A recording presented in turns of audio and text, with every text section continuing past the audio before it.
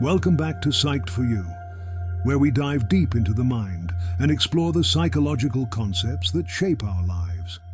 Today we're tackling a common but often misunderstood issue: obsessive thinking. Whether it's replaying a breakup, stressing over an interview, or fearing the worst from medical tests, our minds can easily run away from us. Let's explore the three main causes of obsessive thinking and how to take back control. Obsessive thinking occurs when your mind fixates on a particular thought or scenario, much like a runaway horse that you struggle to rein in.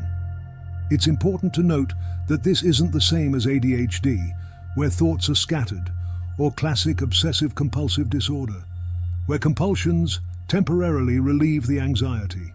Instead, obsessive thinking locks you onto one topic, dragging you down rabbit holes of indecision or worst-case scenarios. There are three primary causes of obsessive thinking: grief, rational anxiety, and irrational anxiety. Let's break these down one by one. First, we have grief. Imagine Matt, who just broke up with his partner. He can't stop replaying their arguments, the last moments, or what he could have done differently. This type of obsessive thinking is a normal part of the grieving process. Your mind is trying to make sense of the loss by creating a story that aligns with your new reality.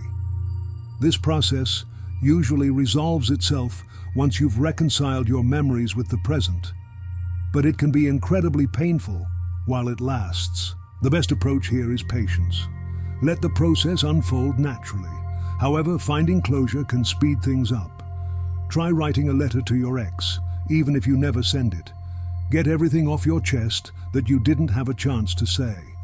You could also write a letter imagining what you'd want them to say, back to heal your emotional wound. Next, we have rational anxiety. This happens when you're dealing with a real problem, like Alex, who has an important job interview coming up. Rational anxiety requires action. You need to address the source of your worry directly. For example, Alex could reach out to her interview contact to get more information about the meeting. By taking proactive steps, you can often alleviate this type of anxiety. To manage rational anxiety, the key is problem solving. Don't be passive.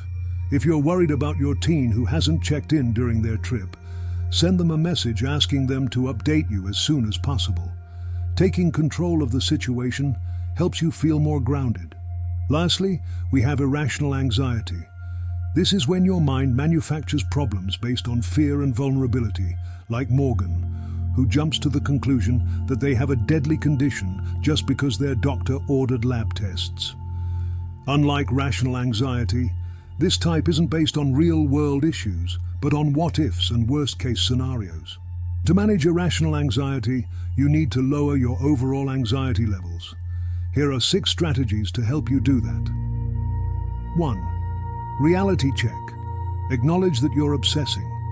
Then, try to get rational information to counter your fears. If you can't, step back and talk yourself down. Remember, it's your anxiety talking, not reality. 2. Limit information. Avoid feeding your worries with too much information. More data can make irrational anxiety worse. 3. Ask, why now? Identify triggers that might be making your anxiety worse, like lack of sleep or stress. 4. Distract your brain. Shift your focus by listening to music, doing yoga, or talking to a friend. This is about calming your nervous system, not ignoring the problem. 5. The stop technique. When obsessive thoughts creep in, tell yourself to stop. You might need to do this hundreds of times a day at first, but over time, it helps you regain control. 6. Consider medication. If your anxiety is overwhelming, even a low-dose medication might help. Consult with your doctor. Obsessive thinking can feel overwhelming, but with the right strategies, you can regain control. Whether it's sorting out rational concerns from irrational ones or simply calming your anxious mind, remember that you have the tools to take charge. If you found this video helpful, don't forget to like, subscribe, and share it with others who might benefit.